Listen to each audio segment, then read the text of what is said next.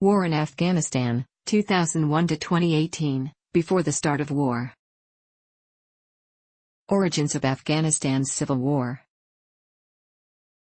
Afghanistan's political order began to break down with the overthrow of King Zahir Shah by his distant cousin Muhammad Daoud Khan in a bloodless 1973 Afghan coup d'état. Daoud Khan had served as prime minister since 1953 and promoted economic modernization, emancipation of women, and Pashtun nationalism. This was threatening to neighboring Pakistan, faced with its own restive Pashtun population. In the mid-1970s, Pakistani Prime Minister Zulfikar Ali Bhutto began to encourage Afghan Islamist leaders such as Burhanuddin Rabbani and Gulbuddin Hekmatyar to fight against the regime. In 1978, Daoud Khan was killed in a coup by Afghan's Communist Party, his former partner in government, known as the People's Democratic Party of Afghanistan, PDPA. The PDPA pushed for a socialist transformation by abolishing arranged marriages, promoting mass literacy and reforming land ownership. This undermined the traditional tribal order and provoked opposition across rural areas. The PDPA's crackdown was met with open rebellion, including Ismail Khan's Herat uprising. The PDPA was beset by internal leadership differences and was weakened by an internal coup on September 11, 1979 when Hafizullah Amin ousted Nur Muhammad Taraki. The Soviet Union, sensing PDPA weakness, intervened militarily 3 months later, to depose Amin and install another PDA faction led by Babrak Karmal.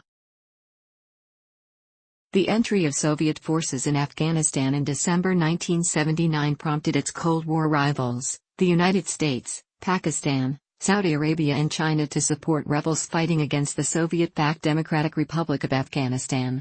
In contrast to the secular and socialist government, which controlled the cities, religiously motivated mujahideen held sway in much of the countryside. Beside Rabbani, Hekmatyar, and Khan, other mujahideen commanders included Jalaluddin Haqqani. The CIA worked closely with Pakistan's inter-service intelligence to funnel foreign support for the mujahideen. The war also attracted Arab volunteers, known as Afghan Arabs, including Osama bin Laden. After the withdrawal of the Soviet military from Afghanistan in May 1989, the PDPA regime under Najibullah held on until 1992, when the collapse of the Soviet Union deprived the regime of aid, and the defection of Uzbek General Abdul Rashid Dostum cleared the approach to Kabul. With the political stage cleared of socialists, the warlords, some of them Islamist, vied for power. By then, bin Laden had left the country and the United States' interest in Afghanistan also diminished. Warlord rule, 1992 to 1996. In 1992, Rabbani officially became president of the Islamic State of Afghanistan, but had to battle other warlords for control of Kabul. In late 1994, Rabbani's defense minister, Ahmad Shah Massoud, defeated Hekmatyar in Kabul and ended ongoing bombardment of the capital. Massoud tried to initiate a nationwide political process with the goal of national consolidation. Other warlords, including Ismail Khan in the west and Dostum in the north, maintained their fiefdoms. In 1994, Muhammad Omar, a Mujahideen member who taught at a Pakistani madrasa, returned to Kandahar and formed the Taliban movement. His followers were religious students, known as the Taliban. They sought to end warlordism through strict adherence to Islamic law. By November 1994, the Taliban had captured all of Kandahar province. They declined the government's offer to join in a coalition government and marched on Kabul in 1995. Taliban Emirate vs. Northern Alliance. The Taliban's early victories in 1994 were followed by a series of costly defeats. Pakistan provided strong support to the Taliban. Analysts such as Amin Saikal describe the group as developing into a proxy force for Pakistan's regional interests, which the Taliban denied. The Taliban started shelling Kabul in early 1995, but were driven back by Massoud. On September 27, 1996, the Taliban, with military support by Pakistan and financial support from Saudi Arabia, seized Kabul and founded the Islamic Emirate of Afghanistan. They imposed their fundamentalist interpretation of Islam in areas under their control, issuing edicts forbidding women to work outside the home, attend school, or to leave their homes unless accompanied by a male relative. According to the Pakistani expert Ahmed Rashid, between 1994 and 1999, An estimated 80,000 to 100,000 Pakistanis trained and fought in Afghanistan on the side of the Taliban. Masood and Dostum, former arch-enemies, created a united front against the Taliban, commonly known as the Northern Alliance. In addition to Masood's Tajik force and Dostum's Uzbeks, the United Front included Hazara factions and Pashtun forces under the leadership of commanders such as Abdul Haq and Haji Abdul Qadir. Abdul Haq also gathered a limited number of defecting Pashtun Taliban. Both agreed to work together with the exiled Afghan king Zahir Shah. International officials who met with representatives of the new alliance, which the journalist Steve Cole referred to as the Grand Pashtun-Tajik Alliance, said, "It's crazy that you have this today. Pashtuns, Tajiks, Uzbeks, Hazara, they were all ready to buy into the process, to work under the king's banner for an ethnically balanced Afghanistan." The Northern Alliance received varying degrees of support from Russia, Iran, Tajikistan, and India. The Taliban captured Mazar-e-Sharif in 1998 and drove Dostum into exile. The conflict was brutal. According to the United Nations, UN, the Taliban, while trying to consolidate control over northern and western Afghanistan, committed systematic massacres against civilians. UN officials stated that there had been 15 massacres between 1996 and 2001. The Taliban especially targeted the Shia Hazaras. In retaliation for the execution of 3,000 Taliban prisoners by Uzbek General Abdul Malik Pahlawan in 1997, the Taliban executed about 4,000 civilians after taking Mazar-e-Sharif in 1998. Bin Laden's 055 Brigade was responsible for mass killings of Afghan civilians. The report by the United Nations quotes eyewitnesses in many villages describing Arab fighters carrying long knives used for slitting throats and skinning people. By 2001, the Taliban controlled as much as 90% of Afghanistan, with the Northern Alliance confined to the country's northeast corner. Fighting alongside Taliban forces were some 28,000 to 30,000 Pakistanis, usually also Pashtun, and 2,000 to 3,000 Al-Qaeda militants. Many of the Pakistanis were recruited from madrasas. A 1998 document by the U.S. State Department confirmed that 20 to 40% of regular Taliban soldiers are Pakistani. The document said that many of the parents of those Pakistani nationals know nothing regarding their child's military involvement with the Taliban until their bodies are brought back to Pakistan. According to the U.S. State Department report and reports by Human Rights Watch, other Pakistani nationals fighting in Afghanistan were regular soldiers, especially from the Frontier Corps, but also from the Pakistani Army providing direct combat support. Al-Qaeda. In August 1996, bin Laden was forced to leave Sudan and arrived in Jalalabad, Afghanistan. He had founded Al-Qaeda in the late 1980s to support the Mujahideen's war against the Soviets, but became disillusioned by infighting among warlords. He grew close to Mullah Omar and moved Al-Qaeda's operations to eastern Afghanistan. The 9/11 Commission in the U.S. found that under the Taliban, Al-Qaeda was able to use Afghanistan as a place to train and indoctrinate fighters, import weapons, coordinate with other jihadists, and plot terrorist actions. While Al-Qaeda maintained its own camps in Afghanistan, it also supported training camps of other organizations. An estimated 10,000 to 20,000 men passed through these facilities before 9/11, most of whom were sent to fight for the Taliban against the United Front. A smaller number were inducted into Al-Qaeda. After the August 1998 U.S. embassy bombings were linked to bin Laden, President Bill Clinton ordered missile strikes on militant training camps in Afghanistan. U.S. officials pressed the Taliban to surrender bin Laden. In 1999, the international community imposed sanctions on the Taliban, calling for bin Laden to be surrendered. The Taliban repeatedly rebuffed these demands. Central Intelligence Agency, CIA, Special Activities Division paramilitary teams were active in Afghanistan in the 1990s in clandestine operations to locate and kill or capture Osama bin Laden. These teams planned several operations, but did not receive the order to proceed from President Clinton. Their efforts built relationships with Afghan leaders that proved essential in the 2001 invasion. Change in U.S. policy toward Afghanistan. During the Clinton administration, the U.S. tended to favor Pakistan and until 1998 to 1999 had no clear policy toward Afghanistan. In 1997, for example, the U.S. State Department's Robin Raffel told Masood to surrender to the Taliban. Massoud responded that, as long as he controlled an area the size of his hat, he would continue to defend it from the Taliban. Around the same time, top foreign policy officials in the Clinton administration flew to northern Afghanistan to try to persuade the United Front not to take advantage of a chance to make crucial gains against the Taliban. They insisted it was the time for a ceasefire and an arms embargo.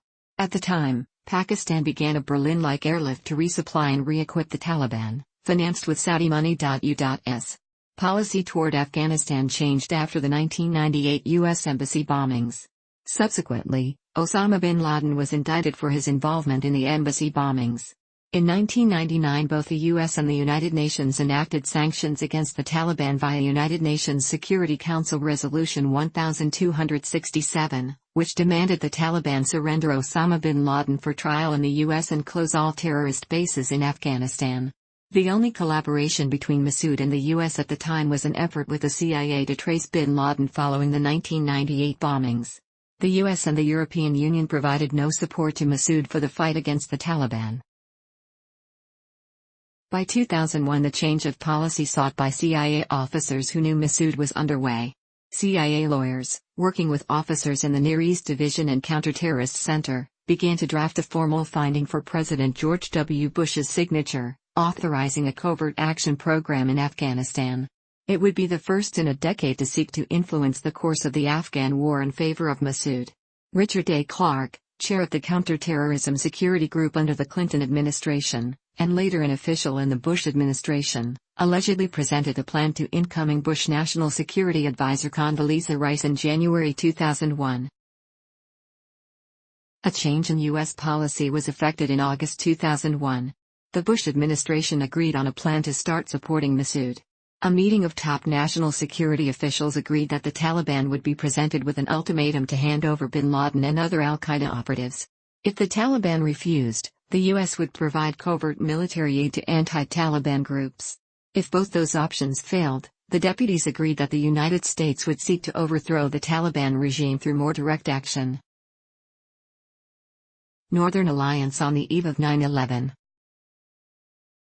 Ahmad Shah Massoud was the only leader of the United Front in Afghanistan. In the areas under his control, Massoud set up democratic institutions and signed the Women's Rights Declaration. As a consequence, many civilians had fled to areas under his control. In total, estimates range up to 1 million people fleeing the Taliban. In late 2000, Ahmad Shah Massoud, a Tajik nationalist and leader of the Northern Alliance, invited several other prominent Afghan tribal leaders to a jirga in northern Afghanistan to settle political turmoil in Afghanistan. Among those in attendance were Pashtun nationalists, Abdul Haq and Hamid Karzai. In early 2001, Massoud and several other Afghan leaders addressed the European Parliament in Brussels, asking the international community to provide humanitarian help. The Afghan envoy asserted that the Taliban and Al-Qaeda had introduced a very wrong perception of Islam and that without the support of Pakistan and Osama bin Laden, the Taliban would not be able to sustain their military campaign for another year. Massoud warned that his intelligence had gathered information about an imminent, large-scale attack on U.S. soil. On September 9, 2001, two French-speaking Algerians posing as journalists killed Massoud in a suicide attack in Takhar province of Afghanistan. The two perpetrators were later alleged to be members of Al-Qaeda. They were interviewing Massoud before detonating a bomb hidden in their video camera. Both of the alleged Al-Qaeda men were subsequently killed by Massoud's guards. Turkmenistan, Afghanistan, Pakistan, India pipeline. In the 1990s, Russia controlled all export pipelines from Kazakhstan and Turkmenistan and reportedly refused to allow the use of its pipelines for Kazakh and Turkmeni natural gas. Therefore, international oil companies operating in that region started looking for routes that avoided both Iran and Russia. The 1998 United States Embassy bombings in Dar es Salaam, Tanzania, and Nairobi, Kenya, interrupted that process. Planning resumed in 2002. Construction began in Turkmenistan in 2015 and Afghanistan in February 2018. 11th of September attacks. On the morning of September 11, 2001, a total of 19 Arab men, 15 of whom were from Saudi Arabia, carried out 4 coordinated attacks in the United States. 4 commercial passenger jet airliners were hijacked. The hijackers, members of Al-Qaeda's Hamburg cell, intentionally crashed two of the airliners into the Twin Towers of the World Trade Center in New York City, killing everyone on board and more than 2,000 people in the buildings. Both buildings collapsed within 2 hours from damage related to the crashes, destroying nearby buildings and damaging others. The hijackers crashed a third airliner into the Pentagon in Arlington, Virginia, just outside Washington, D.C. The fourth plane crashed into a field near Shanksville, in rural Pennsylvania, after some of its passengers and flight crew attempted to retake control of the plane, which the hijackers had redirected toward Washington, D.C., to target the White House, or the U.S. Capitol. No one aboard the flight survived. According to the New York State Health Department, the death toll among responders including firefighters and police was 836 as of June 2009.